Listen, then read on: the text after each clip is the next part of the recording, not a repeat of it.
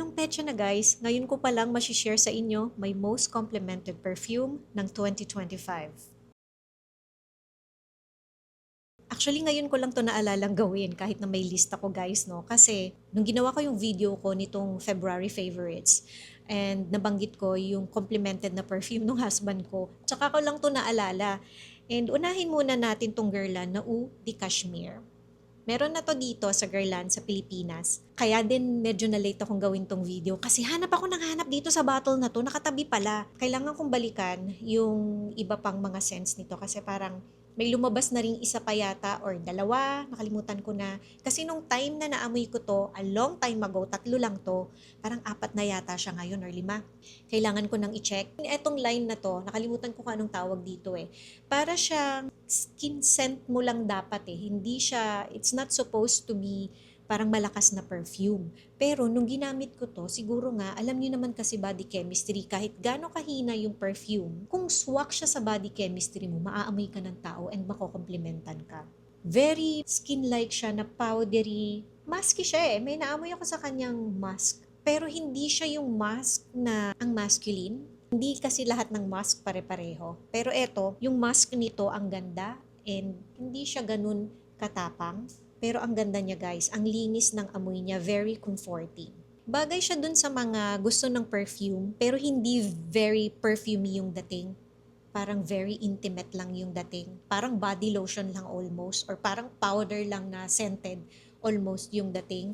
Bagay siya, ang elegant niya. Ito yung box niya guys. Alam niyo naman yung Guerlain. I hope maligaw ulit ako sa store para maamoy ko siya, yung line nito. Kasi mabango yung line nito. May dalawa ako nito eh, dalawa from this line. Kailangan magamit ko na yung isa. Lalo na ngayon mainit, bagay siya guys. Sabi ko gagamitin ko to ngayong malamig na weather. Wala na, nakalimutan ko na. Pag summertime kasi, ang bango niya guys. Naka-aircon kasi ako today. Kaya nga, hopefully hindi niyo naririnig yung ingay ng aircon. Pero, ang bango nito. Very yummy. Although, may pistachio. Pero maaamoy mo yung parang marshmallow. May whipped cream din akong parang naaamoy sa kanya. Very yummy yung amoy niya. Pero mahina lang siya guys. Pag sa mainit kasi, pag summertime, parang medyo spicy siya masyado. So maganda siya pagka naka-air conditioned, ber season, malamig, tag-ulan. Bango niya talaga guys. Kakaiba yung amoy niya. Kaya nga actually may Marks and Spencer na scent na pinaggayahan to eh. Pero hindi ko masyadong nagustuhan yun. Cliff and Arpels, Moonlight Patchouli. Ang bango nito guys. Patchouli? Pero I don't know, ang elegant nagdating sa akin nito. Although na ilang beses ko na siyang nabanggit sa mga videos ko, meron siyang minsang amoy deodorant ng lalaki, parang Rexona nga yata iyon, or hindi naman Axe, parang Rexona nga yata. Pero still, ang bango-bango pa rin nito. Meron na yatang parang mas malakas na nilabas sila na variant nito, pero hindi ko nagustuhan yun. Mas gusto ko tong OG, itong unang nilabas. Delina, Delina, Delina. Kung hindi ninyo alam, may Delina na tayo dito sa Pilipinas. Pumasok na siya. Kailangan ko nang bumili ng extra bottle nito kasi eto ang well complemented ko na Delina perfume, and this is the La Rose. Kahit gamitin ko yung Delina na EDP, yung Delina na exclusive, hindi ako nakokomplementan dun. Mas nakokomplementan ako dito sa freshness nitong La Rose. Nakikita naman ninyo yung laman ng konti na lang. So, kailangan ko nang bumili, guys. This is rose. Amoy Delina. Andun pa rin yung pagka-powdery niya. Yung parang jammy almost na parang rose. Pero may freshness. May parang, almost parang laundry powder. May ganong kalinis yung dating nitong La Rose. Kaya siguro, mas para sa akin, mas madali siyang gamitin. Kung first time ninyong bibili ng Delina, actually, dahil ang mahal-mahal niya, I would recommend unahin nyo itong La Rose kasi mas mapapaligo nyo to all year round, bagay siya sa weather natin dito sa Pilipinas. Amoy Delina pa rin, rose, jammy rose, powdery, pero eto, mas fresh. Marc Jacobs na Daisy, oh, so fresh. Lumang perfume na to guys. Pero pag ginagamit ko siya, naalala ko bakit sumikat to before. Balikan nyo to guys. Kung wala pa kayong bottle nito, medyo parang nakakatawa lang kasi yung bottle niya, no? Like, paano mo dadalhin sa labas? Ang clean lang niya and parang muted lang yung dating nung amoy niya. Nako-compare siya sa Coco Mademoiselle, pero eto, mas parang quieter, muted, hindi ganun ka-loud, hindi ganun kalakas yung patchouli. All year round pwede siya. May something sweet din sa kanya. Kung mga mommy kayo or daddy na nanonood sa akin and meron kayong daughter na gusto ninyong regaluhan ng unang perfume nila, let's say high school pa lang sila, gusto ninyong gastusan sila ng perfume kasi mahal na ng perfumes ngayon, no? Ito magandang i-blind buy to pang regalo. Hindi kayo manghihinayang dito kasi all year round, bagay siya sa weather natin dito sa Pilipinas. Sobrang simple nga lang niya eh. Or siguro to me, ang simple na niya kasi sa dami na ng mga, syempre mga dumaan sa akin ng mga perfume. Ito kasi lumang perfume na to eh. And I find it simple, pero imagine, nakokomplementan pa ako dito. Nahirapan pa akong hanapin isa-isa tong mga to, kaya medyo parang tinamad na tuloy ako. I'm sorry guys, parang ang selfish. I know, inaantay nyo tong video na to kasi nga nagre-rearrange ako ditong studio. Nagtanggal ako ng mga bottles na hindi ko na ginagamit, ipapamigay ko na, ibebenta ko na ng bottle na siya kasi ayoko na siya. Nagre-arrange ako ng mga ng mga makeup and mga bottles. Hindi ko na mahanap kung saan ko nilagay. Kaya medyo natatagalan ako kasi syempre iba yung pagkakatanda ko nung studio ko before. Nagpapagawa kasi ako nung magpapagawa pa lang, ng bagong mga cabinets. Tatagalan pang magiging ganitong magulo. Ako yung nag-design nun for the perfumes. Pero ang simple lang naman nun, hindi naman siya yung super ganda. Para lang talagang bagay lang siya dito sa room ko. Hindi ko siya tinaasan, ayoko ng mataas na lalagyan ng perfumes kasi lumilindol dito sa atin. So mababa lang yung pinagawa kong lagayan. Ilang layer siya pero mababa lang para safe pa rin siya or earthquake safe pa din siya. Next is itong, nabili ko to sa Paris a while ago, pero yan pa lang yung nababawas. And this is the Roger and Gallet na Extrait de Cologne. Parang Extrait de Cologne naman yata lahat na to. Cologne lang siya, actually. And this is Cassis Frenzy. Nabubura na yung logo niya, actually. Buti na lang di ko tinapon yung box. May mga perfumes kasi akong wala ng box. Maaamoy mo yung pagka-citrusy niya, may pepper ka rin na maaamoy sa kanya. Ang fresh, ang uplifting. Mahihilera mo siya sa mga ibang pabango from Diptyque. Ganun yung dating niya. May nakikita ako sa Lazada na nagbebenta nitong Roger and Gallet. I'm not sure lang kung kinikere nila tong Cassis Frenzy. Mura lang to. So kung may mga relatives kayo sa Europe, kasi sa pharmacy siya tinitinda, ang mura lang nito. So kung may mga relatives kayo na pauwi, or kung magbabakasyon kayo, i-check nyo to sa mga pharmacies. Yung iba sa kanila, mabango, like binili ko, pero pagdating ko dito sa Pilipinas, ang init na ng weather natin na. Parang wala siyang dating. Pero etong Cassis Frenzy, ang lakas niya. So, swak lang talaga siya sa sa body chemistry. Very uplifting yung amoy ni Cassis Frenzy. Yung next, wala na akong bottle. This is Bench na B2O. Isa lang yung bottle ko na pamigay ka na siya. Ang soft lang na floral. Nung dating ng amoy na yon, hindi din siya ganun kalakas. Naalala ko binili ko yon kasi nasa BGC kami, ang init, and parang hindi ko na masyadong naaamoy yung perfume ko or gusto ko siyang patungan ng something. Kasi gusto ko mag-amoy fresh kasi ang lagit-lagit, ang init-init. And may bench doon sa BGC. Bumili ako, inamoy ko siya. Inispray ko lang para lang ma-freshen up ako and madali siyang ilagay sa bag. Lumang perfume na yon, sikat na sikat yun nung high school ako.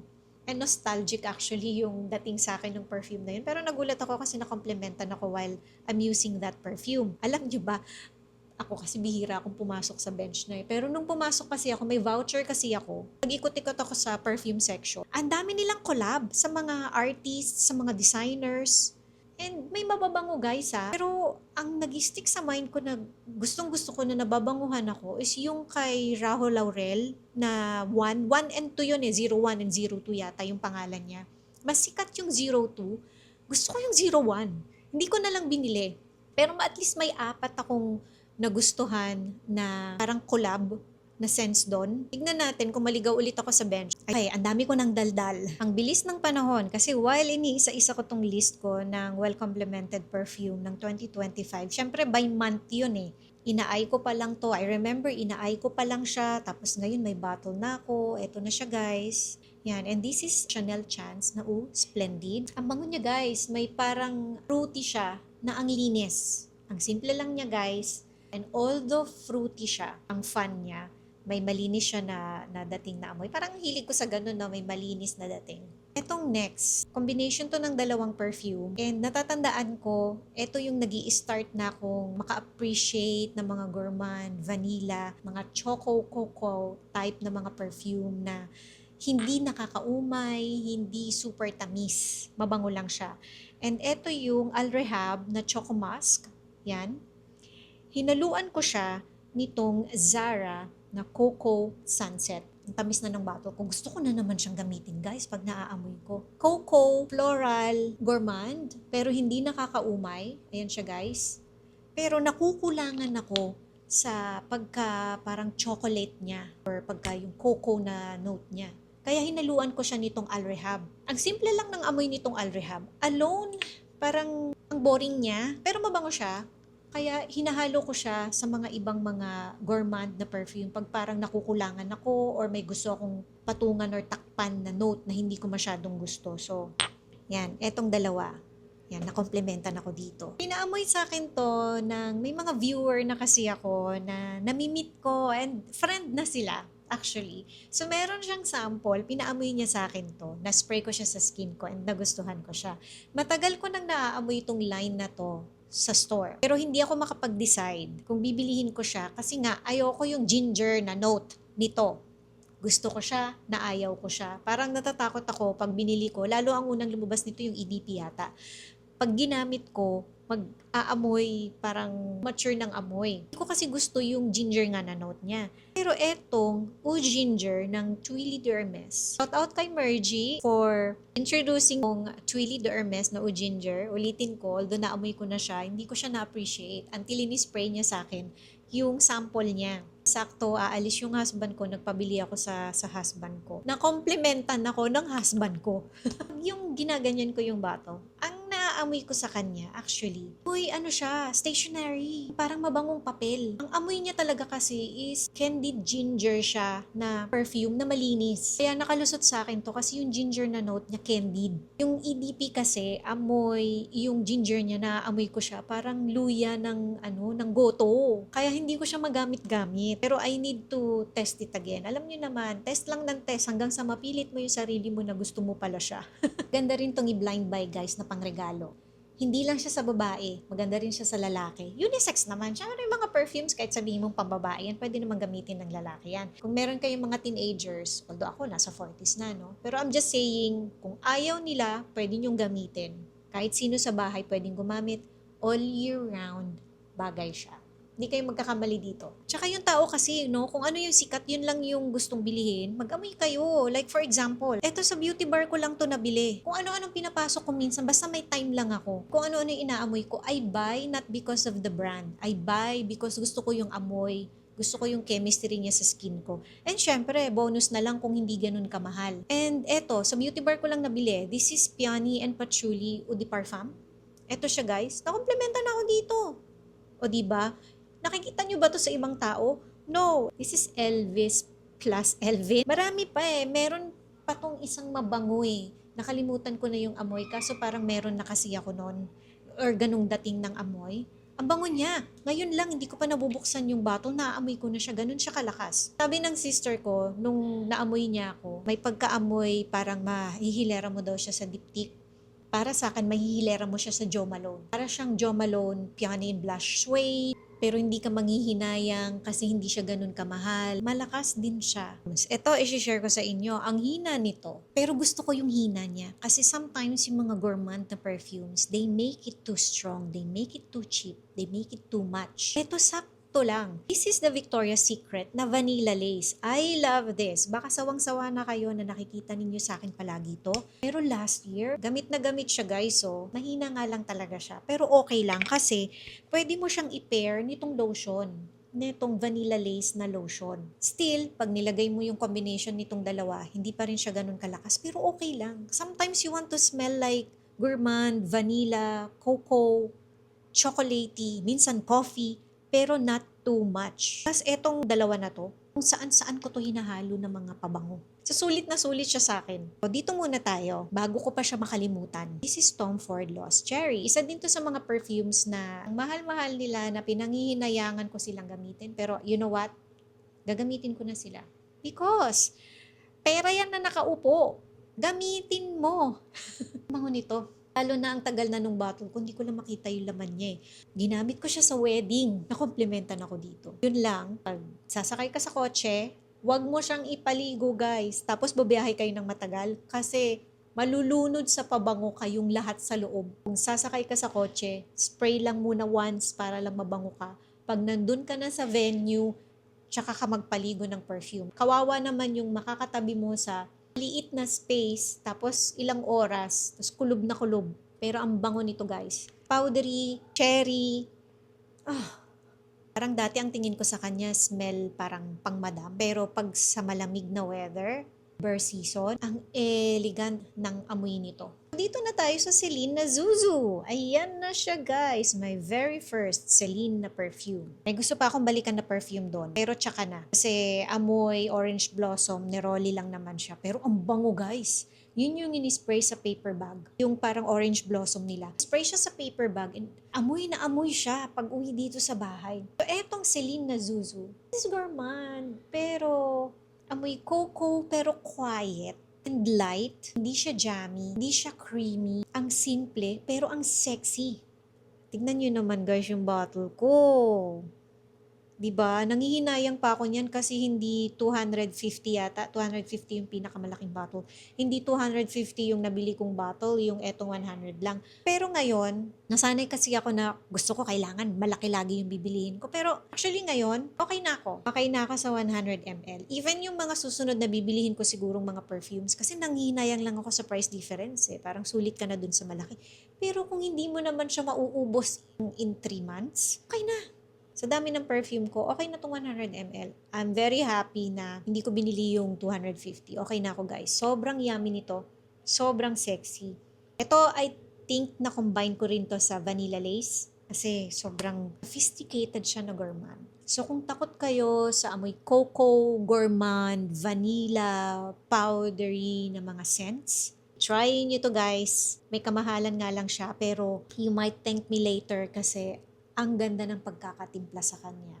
One last perfume. I promise na gagawan ko to ng review. Hindi ko pa nagagawan ng review. Pero this is the Acqua di Parma Gelsomino Alfredo. Ito lang muna. Hindi ko na binuksan pa kasi yung malaki kong bottle.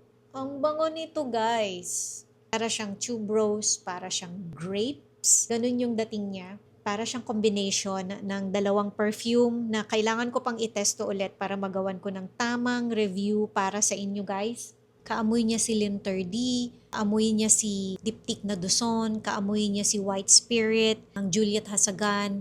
Lahat yun meron ako. Ang bango nito guys, and nakomplementan ako dito. Actually, nung nakakomplement sa akin nito, hinihingi niya yung pabango ko. Parang, hello, wala nito dito sa Pilipinas. Binili ko pa to sa Singapore. Hindi ko siya pwedeng ibigay. So, ayan na guys, yung most complimented perfumes ko ng 2025. Alin dito yung meron kayo and na-complimentan din kayo. Mag-comment nga kayo below. Thank you for watching and see you again on my next video. Bye!